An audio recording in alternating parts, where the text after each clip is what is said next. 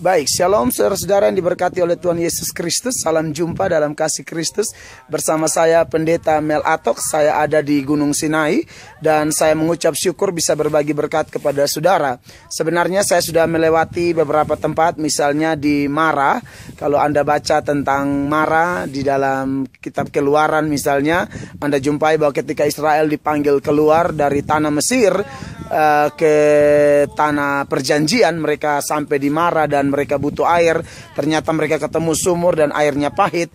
Tetapi kemudian Tuhan menunjukkan satu kayu atau sepotong kayu, lalu Musa melemparkan kayu itu dan Alkitab mencatat air yang pahit menjadi manis.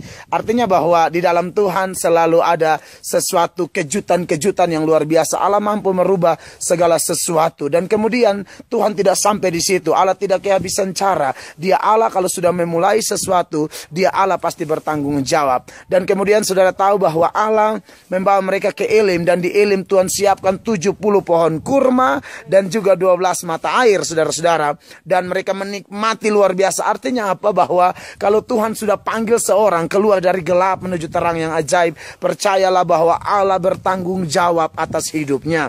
Dan kemudian saudara-saudara yang diberkati oleh Tuhan Yesus Kristus, kemudian mereka sampai ke Rafidim, mereka berperang di mana Harun dan Hur menopang tangannya Musa, saudara-saudara. Dan kalau tangan Musa turun, mereka sedikit kalah. Tangan Musa topang naik, mereka menang dan Amalek dikalahkan. Artinya bahwa kalau kita ikut Tuhan, ada kemenangan, ada berkat, ada tantangan, ada musuh, tapi percayalah bahwa bersama Allah, Allah selalu punya solusi, jalan keluar yang terbaik untuk saya dan saudara keluar sebagai pemenang. Bahkan Alkitab berkata, kalau Allah di pihak kita bukan sekedar menang, tapi kita lebih dari pemenang. Maksudnya di tengah masalah, di tengah badai, di tengah persoalan sekalipun, kita akan tetap melihat kemenangan luar biasa. Nah, saudara-saudara yang diberkati oleh Tuhan Yesus, kemudian di padang gurun Sin Tuhan memberikan mereka makanan, mana, burung puyuh. Artinya bahwa sungguh ikut Tuhan itu kecukupan Tuhan beri tepat pada waktunya. Nah, dan kemudian saudara-saudara, Tuhan membawa bangsa Israel ke kaki Gunung Sinai, dan di kaki Gunung Sinai di bawah sana, saya ada di dekat-dekat dengan tempat di mana Tuhan memberikan Musa 2 loh batu itu. Nah, saudara-saudara, di Gunung Sinai saya ingat satu peristiwa menarik tentang seorang Musa misalnya. Musa adalah orang yang boleh dikatakan jauh dari Allah dulunya karena pernah membunuh, lari dari Mesir.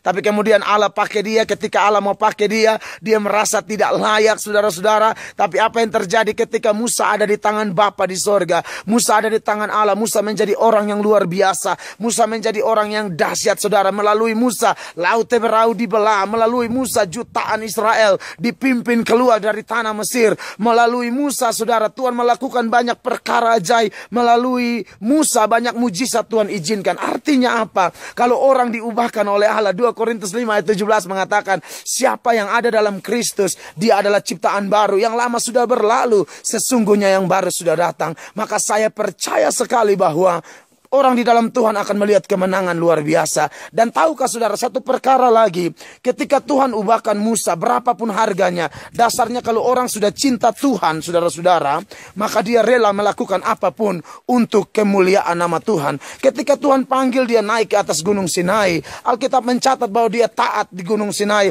40 malam dingin. Kami dingin di sini, saya tidak sampai ke puncak, saudara, di Gunung Sinai. Di sana tempat 2 loh batu itu karena dinginnya 3-5 derajat Celcius. Makanya tour leader kami tidak mengizinkan kami naik. Saya membayangkan betapa dinginnya, saudara-saudara, ya. Sementara saya khotbah, Anda bisa lihat juga sekeliling Gunung Sinai.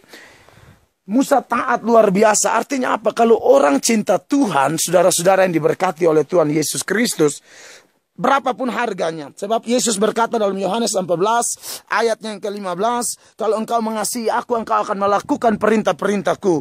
Musa ketika diperintahkan, Musa naik ke atas Gunung Sinai di sana, dan kemudian dia mengambil 2 loh batu. Nah, saudara-saudara yang diberkati oleh Tuhan Yesus Kristus, artinya bahwa ada satu kepastian di dalam Tuhan, bahwa orang yang cinta akan Allah, orang yang rela bayar harga. Kenapa? Hidupnya telah diubahkan. Saya pribadi Pendeta Mel Atok, saya telah diubahkan oleh Allah, dan saya rasa bahwa tidak ada alasan untuk untuk bermain-main. Berapapun harganya kita mau beri yang terbaik untuk kemuliaan nama Tuhan. Dan di atas Gunung Sinai ini juga saudara-saudara yang diberkati oleh Tuhan Yesus Kristus, kalau kita ingat persis ya, bahwa di atas Gunung Sinai ini ketika Musa mau naik ke atas Gunung Sinai, Tuhan bilang orang Israel tidak boleh dekat-dekat di kaki Gunung Sinai. Artinya apa? Dalam hukum Taurat, justru orang dekat Tuhan takutnya luar biasa. Tetapi hari ini kami ada di atas Gunung Sinai bersama rombongan, boleh naik gunung Tuhan ini, dan Tuhan tidak marah. Kenapa? Karena kita tidak diikat oleh hukum Taurat, tapi kita diikat oleh hukum anugerah. Kenapa? Ketika Yesus mati di Golgota, saudara-saudara yang diberkati oleh Tuhan Yesus Kristus, maka hukum Taurat dibatalkan. Yang berlaku cuma 10 hukum itu yang telah dibekukan oleh Tuhan Yesus menjadi 2 hukum kasih. Kasihilah Tuhan Allahmu dengan segenap hati, segenap jiwa, akal budi, dan kasihilah sesamamu seperti dirimu sendiri.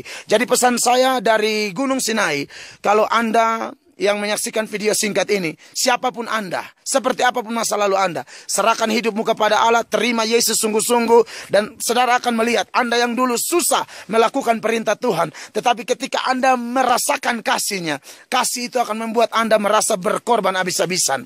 Anda yang punya kekasih kan, Anda berkorban apapun demi kekasih Anda kan. Nah, kalau Yesus adalah kekasih jiwa kita, maka saya percaya kita akan melihat satu pola hidup yang berubah.